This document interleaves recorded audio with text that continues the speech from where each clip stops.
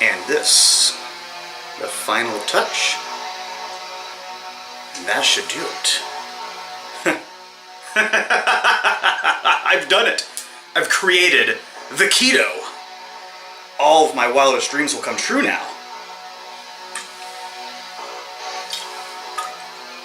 I've done it! I've done it? Nothing's happening.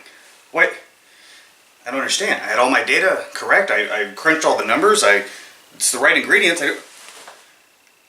But nothing's happening. But this is the keto. God, this diet is too hard. What's going on, Keto fam? So the keto diet has gained huge amounts of popularity, especially recently, and even though I've talked about keto a lot on this channel, I haven't done a specific beginner's guide, mostly just because there's already so many out there. But the more and more I get involved, and the more I try to help people out, and the more people contact me, I've realized that I really want to do, for me and for you, I want to do a beginner's guide video, just from my perspective and with my information and knowledge, just to hopefully add to the resources that are available out there.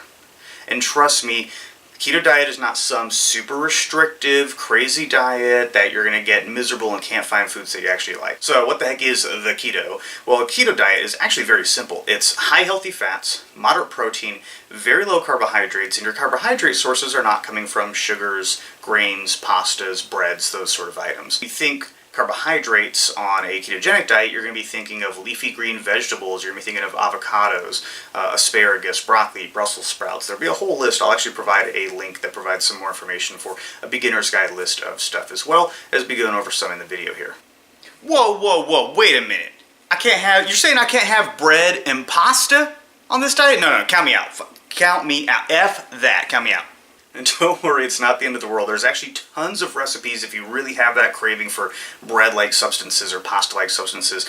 There's tons of low-carb and keto-friendly dishes that use almond flour or zucchini noodles and stuff like that. So you can still, if you just really like that texture of having pastas and breads, or just something to be a little bit different. And trust me, when you become what's called fat adapted, or you get more used to being in a ketogenic diet and it becomes more of a lifestyle, you're not even going to crave those kind of items. Sugar has a very addictive quality to it, which is a lot of reasons why we feel like we crave those kind of foods. So earlier I mentioned high healthy fat, and I want to emphasize the healthy fat portion, because a lot of people, when they start going into a ketogenic diet or hear about a ketogenic diet, they think, okay, cool, high fat, so just bacon all day or day. And that's not really quite the case. Bacon is still probably one of the least healthy foods, even though it is a keto approved food. It's one of the less healthy foods that we can consume. When we're thinking high healthy fats, we want to be thinking of quality beef, fats that we add to some of our chicken dishes, so good quality butter, avocados, salmon, tuna, certain nuts, things like that. MCT oil, avocado oil, that's the high healthy fats. Those are the fats that we want that'll help us thrive. So for example, while bacon does have beneficial linoleic acid, coconut oil is going to be full of MCTs, or medium chain triglycerides. Those are what our body loves, especially in a ketogenic diet, to use as our body and brain fuel. Okay, Bill Nye, just tell me what I can eat. So everyone's calorie requirement is going to be a little bit different based off of several different factors. It's going to be based off of your age, your gender, your current weight, your goal weight, your height, your activity level. There's a lot of different factors involved. There's not a one-size-fits-all program, and it's actually a good thing because we're not all the same. Our biological makeup is different. What we do in our daily life is different. There are a lot of things that are going to be more individualized to ourselves. That does not mean that it's complicated. We want it to be specific to us. So to help you out and make it simple, I've included a link in the description for a keto calculator where it'll ask you some of the information. Be as honest as possible with it, and then it'll give you a good guideline. I always say don't use those numbers as set in stone. If you're about 200 calories up or over on different days, it's not a big deal. Also, if you're exercising, which you should be, the days that you're exercising, you might need a little bit more calories. I've provided this calculator just because I'm not affiliated with them in any kind of way. I actually tried to reach out to them, see if they want to be a part of this video, hadn't heard back about it. Not a big deal. I personally, when I started my ketogenic journey, this was the first keto calculator that I found, and it was actually one of my favorite ones, and the website does have a good bit of helpful information as well. I'd also suggest using some kind of an app. A lot of people are using this new one called Carb Manager. I don't know how new it is, but I'm old school and use MyFitnessPal, whichever one helps you out. Sometimes tracking is just going to make it a little bit easier so that we know where we're at for the day. Are we too high on protein? Are we too low on fat? Vice versa. Sometimes just having that visual, especially if you put in the food in the calculator before you eat it, kind of help you stay on track and know where you're at. A base rule is going to be your calories are going to be coming about 65 to 70% of your calories are coming from the healthy fats. About 10 to 20% of that is coming from protein and the remainder from carbohydrates. Again, I want to emphasize we're staying away from carbohydrates like potatoes, breads, grains, those kind of things. Anything that's basically high glycemic, and we'll talk about that. Hold up, won't that much fat give me a heart attack? Like, I read Reader's Digest and I watch Dr. Oz. That much fat is obviously going to lead to like plaque in the heart, and that just, it can't be good for you. You can't just eat that much fat and be healthy. That's absurd. Actually, more and more research is starting to show the benefits of the heart health on a ketogenic diet. Improved triglyceride levels, improved LDL and HDL. And it kind of makes sense when we're thinking about the fact that we're using fat as our fuel source now. On a standard diet where somebody's having high carbohydrates and possibly high to moderate fat, the body is going to use the carbohydrates as its energy source first. It's going to spike insulin, lead to some inflammation, but it's going to convert the glucose first from the carbohydrates, and then it's going to store the fat. So it makes sense that on that kind of style diet, high fat would obviously be bad because you're already having one fuel source and you're just storing the rest. On a ketogenic diet, we're not using the glycogen stores, we are using the fat, so we're not storing it as much. Science tip: fat actually provides about 4 times the amount of ATP or cellular energy than carbohydrates. And we talked about before the importance of leafy green vegetables. I can't stress this enough because I feel like a lot of newbies neglect the leafy green vegetables and the avocados and things like that when they start on a ketogenic diet, just because they're thinking fat sources, they're thinking meat, cheese, coconut oil, those sort of things. While those are good and can help on a ketogenic diet, we have to have the healthy leafy green vegetables. We need the electrolytes, we need the trace minerals, we need the fiber. So stuff like your avocados, your broccoli, asparagus, spinach, all of those are very, very important. And I try to tell anybody who's starting a ketogenic diet, make sure that you have something green with every meal.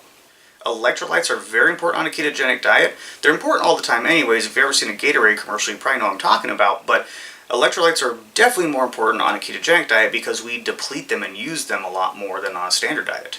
Now, as the ketogenic diet has gained more popularity, of course, companies kind of jump on the bandwagon because they want to be able to provide new products that they know people are going to buy. And I don't necessarily hate them for that, a lot of the companies, because I get it, because they're actually helping spread the word of keto. You just want to make sure that when you're starting out on a ketogenic diet, don't go out and just buy a bunch of products that slap the word keto on it, because most things you can go ahead and get just at your normal grocery store, in the produce aisle, in the meat department. You don't need a bunch of things that specifically say keto on it. Admittingly, every now and then having a Quest pizza, Quest chips, low-carb candy bars, certain things like that that are keto approved and using the right kind of sweeteners, not a bad thing to have once in a while. Just don't think that that's going to be a primary staple of the diet. If you're brand new to keto, you might have heard about BHB or ketone salts. It's the same thing. It's called beta-hydroxybutyrate. And a lot of companies prove it is very notorious for it, but they promote it saying, oh, take these and you'll be put into ketosis. I actually had a representative one time from Prove It tell me to my face that taking their product, you don't even have to follow a ketogenic diet and you get all the benefits of keto. That's absolutely false. That's not the way science works. To put on the science glasses again here for a quick second, the beta-hydroxybutyrate that they're selling is what we create naturally in our own body when we follow a ketogenic diet, and we create that from fat. So if your goal is the better brain functions, if your goal is the weight loss, you're not going to get that by taking lab-created ketones. The lab-created ketones will give you some energy, and if you just kind of want a little bit of a boost and avoiding caffeine, then that's fine. But drinking ketone salts may actually inhibit your ketogenic diet and journey because your body's going to start using those first because it's already converted. It doesn't have to convert the fat. And again, converting the fat is what sends signals to the brain to give us healthy ketones, and it's what turns the storage or the fat that we're storing in our body to help get rid of that. Continuing on ketones, if you are wanting to test for your ketone levels, I will say that the pea strips are obviously the cheapest, but they're the most inefficient.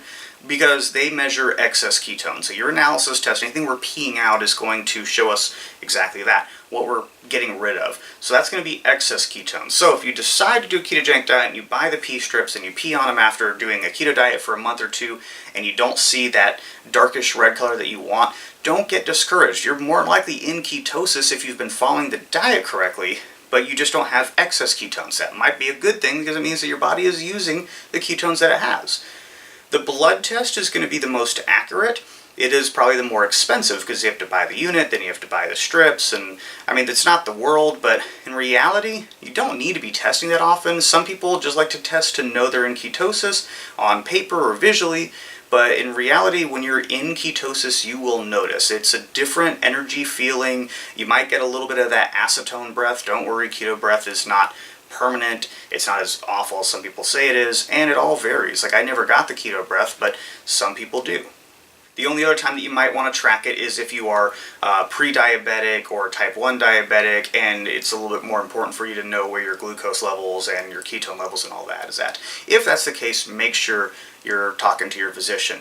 If your physician tells you not to do the ketogenic diet, have them give you like real feedback of why they don't want you specifically to do it, not to just say, well, it's a high-fat diet and you'll have a heart attack.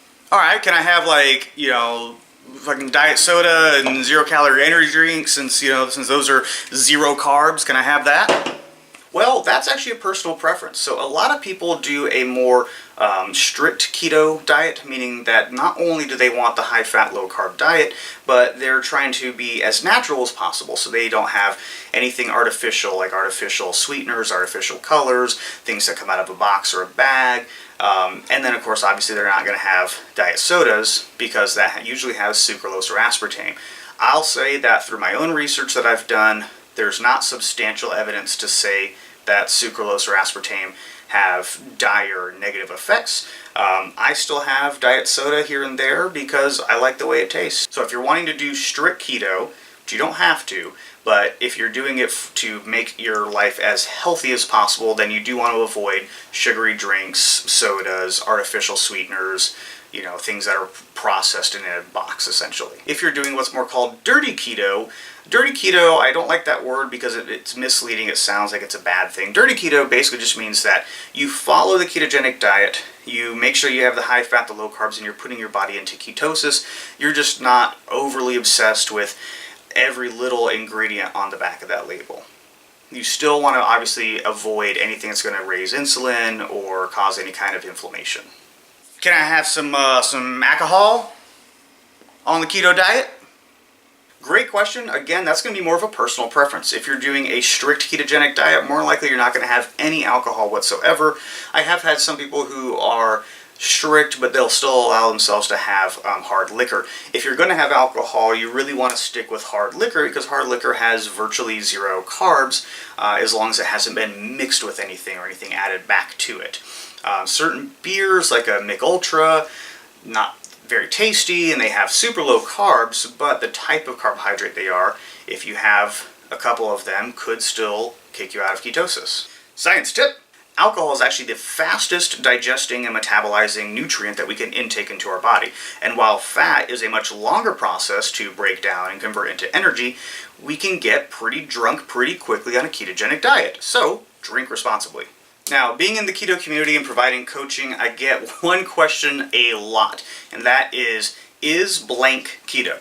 And what they're essentially saying is this food or drink or whatever okay for me to have on a ketogenic diet? There's actually a very simple response. No matter what food or drink you're going to throw out at me, there's a very simple answer to this. If it's high glycemic, then no, it is not ketogenic friendly, as it will knock you out of ketosis. If it is insulin spiking, which usually goes hand in hand with high glycemic, again, no, that's not going to be good on a ketogenic diet. If it contains a true sugar, that could be like sugar itself, or it could be saccharides, it could be grains, then it's more likely not going to be ketogenic friendly. Even low carb like tortilla wraps and stuff like that are still made with flour and breads. They just have high fiber, but those type of carbohydrates can still kick you out of ketosis. So the easiest answer is blank ketogenic friendly. You can look up that food, what kind of a glycemic index that it has. Does it contain real sugar versus like a sugar alcohol or something of that nature? Then it's not going to be ketogenic friendly. So to give you an example of what a day of keto eating might look like, I'm going to go ahead and post something up right here just to kind of give you an idea for like breakfast, lunch, and dinner. I like to work out. I have a stack of pancakes every day before my gym sesh. You gotta have the carbs in order to get the gains. On keto, you're just gonna waste away all that muscle. Luckily, that's not actually true. There are plenty of athletes and bodybuilders who do a ketogenic diet. And while yes, my personal focus has been for a very long time with the fat loss portion or the benefits of the ketogenic diet, I have still added on muscle mass and focused on like powerlifting and bodybuilding and power building.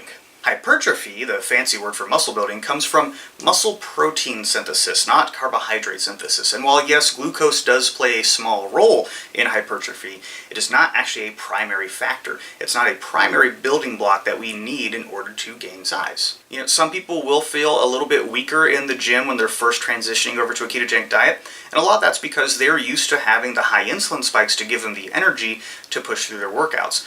Don't get discouraged, that is temporary. You will still have plenty of energy, and the benefit is that it's also usually described as a much cleaner feeling energy.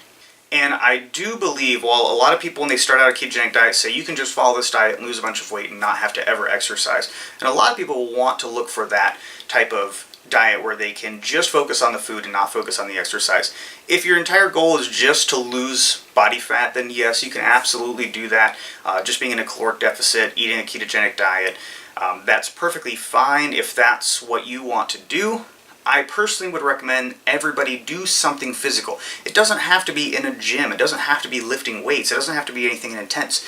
It could be something as simple as taking your dog for a walk every single day, maybe about a mile down the road. It could be something as simple as playing basketball with your friends. It could be something as simple as doing some yoga at home. The benefits of physical exercise is the fact that it helps release endorphins, which usually makes us feel a little bit better. And it helps stretch our muscles, it helps transport the nutrients where they need to go. Exercise doesn't have to mean that you're doing a sport. Doing some sort of physical activity on a regular basis will help you and your mind and your body more than just dieting alone. So we went over a lot of information. Let's do a real quick recap. So a ketogenic diet is a metabolic state. It's not a fad diet that you have to go out and buy a bunch of special products for. Simply eating roughly 70% fat, 25% protein, and 5% carbohydrates is all you need to do to reach ketosis. We do that by avoiding grains and starches and sugars. Ensure you get enough electrolytes, especially from leafy green vegetables.